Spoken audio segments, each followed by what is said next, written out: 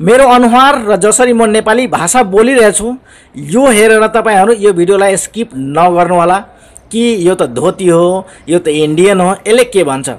म जे भन्न गइरहेछु यो भिडियोमा यो कुरालाई तपाईहरुले विचार गरेर सुनिदिनु होला। जुन कर्मचारीले 18 घण्टा 14 घण्टा जुन लोड सेटिङ थियो नेपालमा, त्यो लोड सेटिङलाई अन्त गरेको थियो, घाटामा रहेको विद्युत प्राधिकरणलाई नाफामा ल्याएको थियो। तर सत्तीले सरापेको देशमा राम्रो काम गर्ने मान्छे कहाँ बाँच्न सकिन्छ र? इभ्यालुएसन गर्दा 0 मार्क दियो र उलाई बेइज्जत गरेर पदबाट हटाइदियो। एउटा कर्मचारीलाई निकाल्नको लागि के परपञ्च रचिएन र निकालेरै छोडियो यी डाकाहरूले। अब यसको इफेक्ट्स तपाईहरुले हेरिराख्नु भएको होला कि जताततै बत्ती गइरहेको छ, लाइन डिस्ट्रिब्युसनमा इन्कन्सिस्टेन्सी छ र कुलमान गएको जस्ट 1-2 महिनाकै भित्रमा कम्पनी घाटामा छ भनेर पनि मिडियामा आएर श्वेत पत्र पनि जारी गरिसकेको छ। सरकारको टार्गेट विकास निर्माणमा छैन, देशलाई अगाडि लिएर जानेमा छैन, उसको टार्गेट केमा छ? कसरी रवि लामेछानेलाई आउने चुनावसम्म थरीथरीका मुद्दा हालेर उलाई जेलमा कोचिराखौ,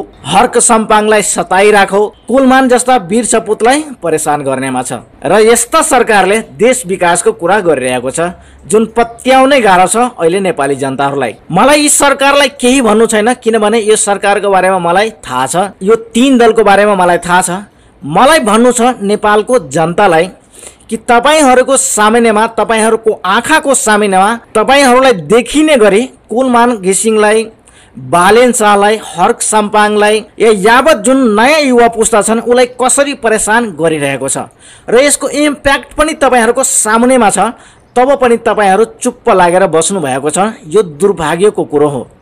सपोज जसरी कुलमान घिसिङलाई जुन तरिकाले कुलमान घिसिङलाई निकालियो, पदबाट फालियो, यसको विरुद्धमा तपाईहरुले कमसे कम र सरकारलाई सोच्नलाई बाध्य बनाउनु पर्थ्यो कि फेरि आएर यस्ता खाले कुनै घटना नघटोस् यो देशमा। तर तपाईहरु घरबाट बाहिर निस्किनु भएन। साथीहरु, यसरी कहिल्यै देश बन्दैन।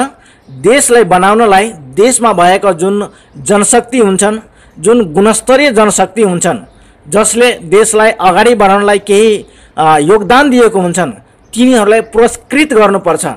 यदि इक्जाम्पलकै कुरा गर्ने हो भने जुन तरिकाले, जुन मेथडले कुलमान घिसिङले विद्युत प्राधिकरणलाई नाफामा ल्यायो, लोड सेटिङबाट देशलाई लोड सेटिङ मुक्त बनायो, यसको उपहारमा कुलमान घिसिङलाई कमसे कम प्रमोट गरेर ऊर्जा मन्त्री बनाउनु पर्ने थियो या अन्य कुनै संस्थानमा जहाँ कुलमान घिसिङको आवश्यकता थियो त्यो संस्थानलाई पनि अगाडि बढाउनलाई जिम्मेवारी दिनुपर्ने थियो। तर यसरी नगरेर, उलाई पुरस्कृत नगरेर बल्कि उलाई बेइज्जत गरियो। यसबाट के हुन्छ कि जो आफ्नो देशको लागि केही गर्न चाहन्छन् तिनीहरू अगाडि आउँदैन, तिनीहरूको मनोबल टुट्छ र देश कहिल्यै अगाडि बढ्दैन। यस्तो बेलामा नेपाली जनताले एक हुनुपर्छ। तपाईहरुको अग्नि परीक्षा हुनेवाला छ यो चुनावमा। तपाईहरु फेरि यिनै 3 पार्टीलाई हेरेर भोट दिनुहुन्छ या तपाईको आसपासमा, तपाईको छेउछाउमा, तपाईको नजिकमा कोही राम्रो मान्छे छन्, इमानदार मान्छे छन्, त्यसलाई भोट दिनुहुन्छ।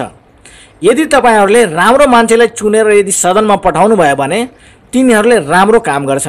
पार्टीले केही पनि हुँदैन, कुनै पनि पार्टी राम्रो या खराब हुँदैन। त्यो पार्टीमा भएको व्यक्ति र ती पार्टीलाई चलाउने पदाधिकारीहरूले नै कुनै पनि पार्टीको दिशा डिजाइन गर्छ र त्यसकै हिसाबले देश अगाडि बढ्छ। अब तपाईहरुले जब दुईटै किडनी फेल भएको मान्छेलाई जिताएर पठाउनुहुन्छ पार्टीकै हिसाबले, अर्को देशको प्रधानमन्त्रीकै सामुन्नेमा र्याल चुहाएर बस्ने र देशलाई बेइज्जत गराउने मान्छेलाई पार्टीकै हिसाबमा जिताउनुहुन्छ, 10,000 मान्छेलाई मारेर देशलाई 0 डेभलपमेन्ट दिएको मान्छेलाई पार्टीकै हिसाबमा जिताउनुहुन्छ भने मलाई केही पनि भन्नु छैन। यदि यस्तो भयो र यसपालि पनि यिनै 3 पार्टी जितेर आयो भने नेपाली जनता भन्दा गधा र मूर्ख दुनियाँमा कोही हुनै सक्दैन। देश बनाउनु छ, देशलाई अगाडि बढाउनु छ भने काम गर्ने मान्छेलाई काम गर्न दिनुपर्छ, उलाई प्रोत्साहित गर्नुपर्छ, न कि निरुत्साही गर्ने। आशा छ यो भिडियोबाट तपाईहरुको भित्र आगो लागेको होला र यो आगो कन्टिन्यू लागिरहोस् भन्ने मेरो अपेक्षा छ।